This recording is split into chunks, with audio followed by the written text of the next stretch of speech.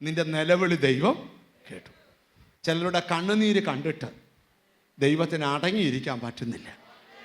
ചിലരുടെ കണ്ണുനീരിന് തക്ക മറുപടി എൻ്റെ ദൈവത്തിന് തരാൻ ആഗ്രഹമുണ്ട്.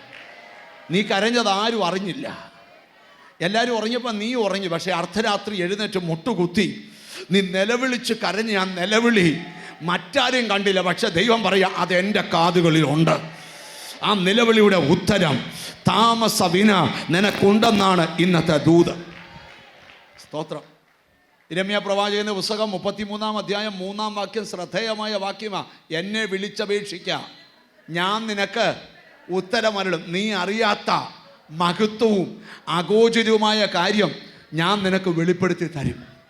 ഞാൻ ഇവിടെ ഇരിക്കുന്ന ചിലരോട് പറയാം, ദൈവത്തെ വിളിച്ചോ, ലെവലേശം കുലുക്കം വേണ്ട, ദൈവത്തെ വിളിച്ചോ. ഭയങ്കര കാര്യങ്ങൾ പരിശുദ്ധാത്മാവ് നിനക്ക് വേണ്ടി ചെയ്യാൻ പോവുക. അത് വിശ്വസിക്കുന്ന എത്ര ദൈവമക്കൾ ഇതിനകത്തുണ്ട്. പ്രാർത്ഥിക്കുന്ന നിന്നോടാ ദൈവത്തിൻ്റെ ദൂത്. ദൈവം നിനക്ക് വേണ്ടി വലിയവ ചെയ്യാൻ പോകും.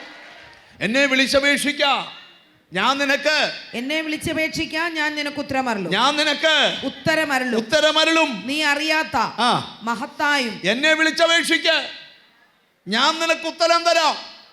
നിലവിളിച്ച് സങ്കടപ്പെടേണ്ട. നിന്റെ നിലവിളിയുടെ നടുവിൽ മറുപടി ഉണ്ട്. വിശ്വസിക്കുന്ന എത്ര പേര് ഇതിനകത്തുണ്ട്? ഇന്ന് യോഗം ആശീർവാദം പറയുന്നതിന് മുമ്പ് ആ നിലവിളിക്ക് മറുപടി ഉണ്ട്. ഓ, തിരിച്ചറിഞ്ഞു. സ്തോത്രം ചെയ്യ. എനിക്ക് യോഗം നടന്നുകൊണ്ടിരിക്കുക ചിലരോട് ദൈവം പറയാ, ഈ ദിവസങ്ങളിൽ തന്നെ നിന്റെ നിലവിളിക്ക് മറുപടിയുണ്ട്. ഓ, നിന്റെ കണ്ണുനീരിന് മറുപടിയുണ്ട്. നിന്റെ സങ്കടത്തിന് മറുപടിയുണ്ട്.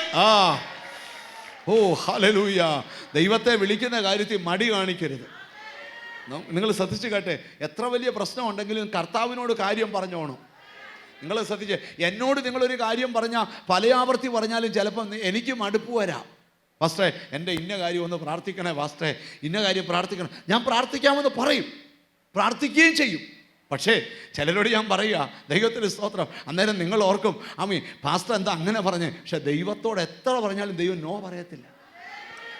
അല്പം കൂടെ ഒന്ന് നിലവിളിച്ചാൽ, അല്പം കൂടെ കർത്താവിനെ ഒന്ന് വിളിച്ചപേക്ഷിച്ചാൽ നിനക്കൊരു മറുപടി ഉടനെ ഉണ്ട്. ഓ, എത്ര പേരതിന് ആമീൻ പറയും. ഇന്ന് ദൂത് ആശീർവാദം പറയുന്നതിന് മുമ്പ് നിന്റെ നിലവിളിയുടെ ശബ്ദം, ഓ, തിരിച്ചറിഞ്ഞ് സ്തോത്രം ചെയ്യുക. എന്നോട് ഞാനൊരു ശബ്ദം ദൈവത്തിൽ നിന്ന് കേൾക്കുന്നു. എനിക്ക് എൻ്റെ ജനത്തിന് വേണ്ടി ചിലതൊക്കെ ചെയ്യാൻ ആഗ്രഹമുണ്ട് എന്ന് നിനക്ക് വേണ്ടി ദൈവം ഇറങ്ങി വരാൻ പോകുക. എന്നെ വിളിച്ചപേക്ഷിക്ക, ഞാൻ നിനക്ക് ഉത്തരമല്ല. നീ അറിയാത്ത മഹത്തായും അഗോചരമായുള്ള കാര്യങ്ങളെ ഞാൻ നിന്നെ അറിയിക്കും.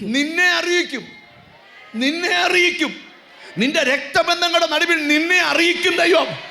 ദൈവത്തിന് അറിയിക്കാൻ ആഗ്രഹമുണ്ട്, വിശ്വാസമുണ്ട്. സ്തോത്രം ചെയ്യ. 276 പേര് പോന്ന കപ്പലിനകത്ത് പൗലോസിനെ ദൈവം അറിയിച്ചു ദൂത്. ഓ, ഹല്ലേലൂയ. തിരിച്ചറിയും, നിന്നെ ദൈവം അറിയിക്കും ദൂത്. നമ്മൾ മറ്റുള്ളവന്ന് വ്യത്യസ്തരാകുന്ന എങ്ങനെയാ? നമുക്ക് വിളിക്കാനൊരു സ്ഥലമുണ്ട്. വിളിച്ചാൽ വിളി കേൾക്കുന്നൊരു ദൈവമുണ്ട്. വിളിച്ചാൽ വിളിപ്പുറത്ത് ഇറങ്ങി വരുന്നൊരു ദൈവമുണ്ട്. പറയണം, കർത്താവേ, എൻ്റെ നിലവിളി നീ കേൾക്കുന്നല്ലോ, എൻ്റെ സങ്കടം നീ കാണുന്നല്ലോ, എൻ്റെ വിഷമം നീ കാണുന്നല്ലോ.